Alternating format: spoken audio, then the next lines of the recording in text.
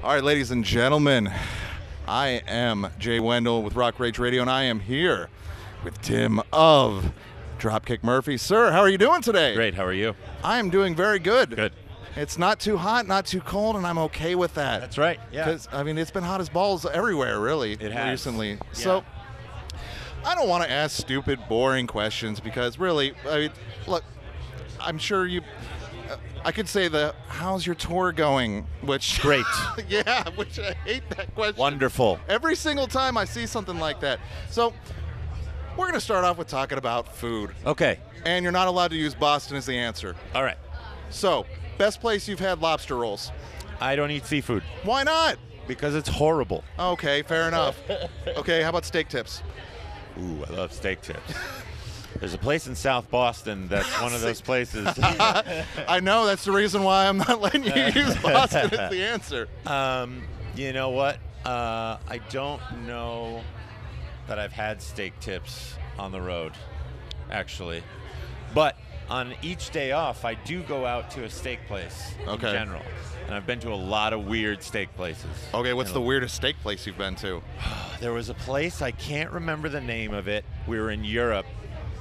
Evan, our tour manager / my best buddy in the world, always go on a date night when we have a day off. And we went to this steak restaurant in Belgium, and there was no table. The seating was like a giant bench that could fit like probably 20 people, I'll say. It was just me and him, but they would have put other people there had they been there. Right. There was no table. They bring you your meal on a big wooden plank and put it in your lap. And then you eat off the wooden plank in your lap. It was strange. It was good, though. But did you have the meat sweats afterwards? Always. Always. It's a day off, baby. Right.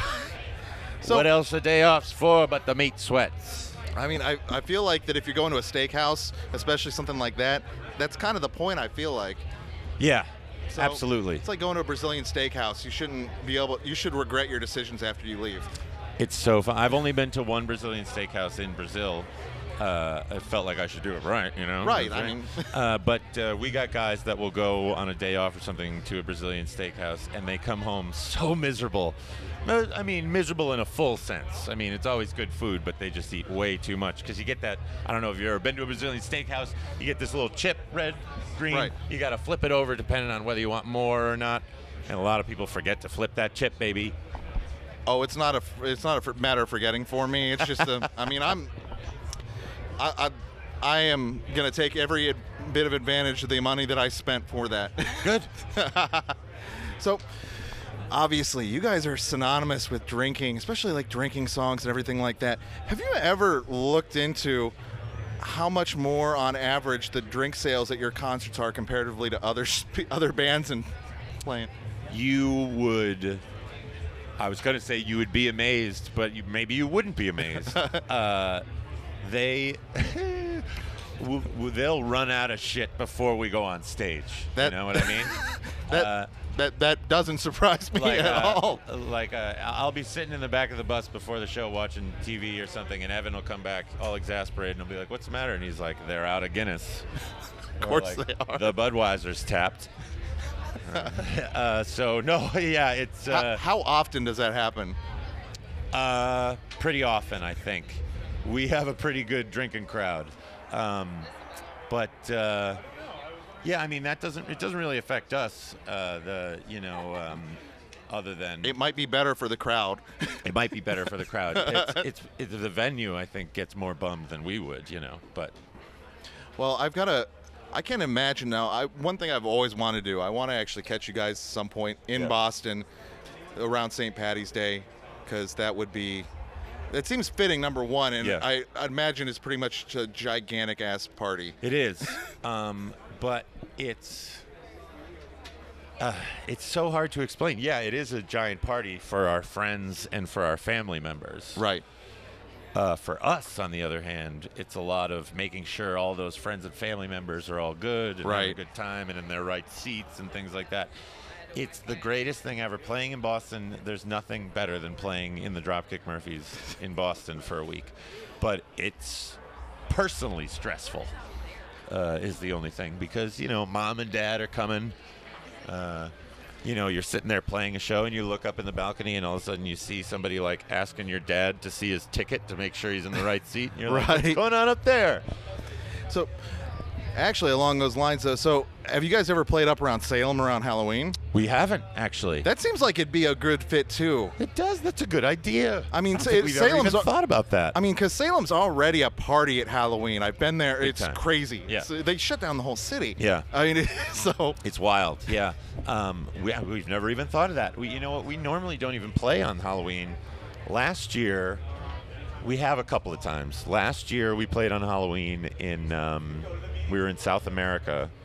We all dressed up like priests, but that was it.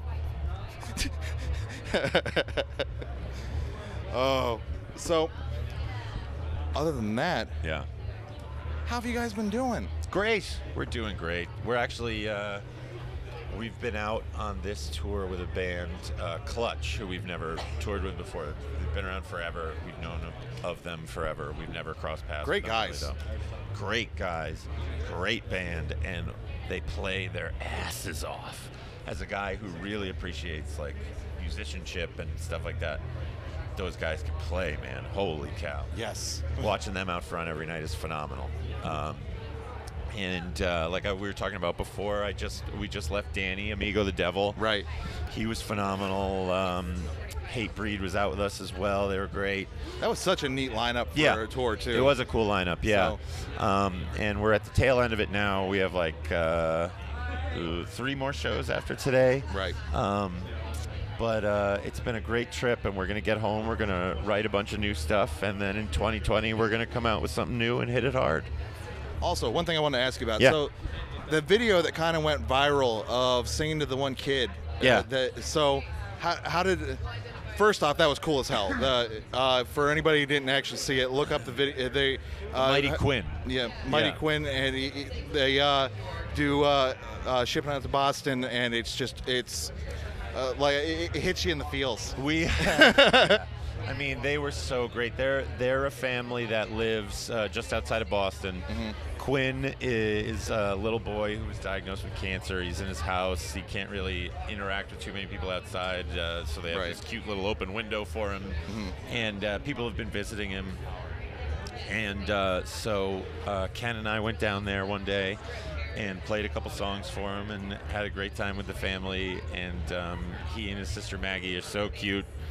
And we had a great time, and I'm glad that a lot of people saw that, right. to bring attention to his cause, you know. I thought it was cool as hell. Well, that being said, I think we'll go ahead and wrap things up, man. I appreciate you talking with me. I'm glad I got a chance to talk to you today because I missed you over at Louder Than Life when I was over there. So, yep. But looking forward to seeing you guys up on stage again. It's always a fucking blast. Thank you so much. It was a pleasure to be here. All right. Well, thank you very much. Guys, it's Tim from Dropkick Murphys. Thanks, Have a guys. good one.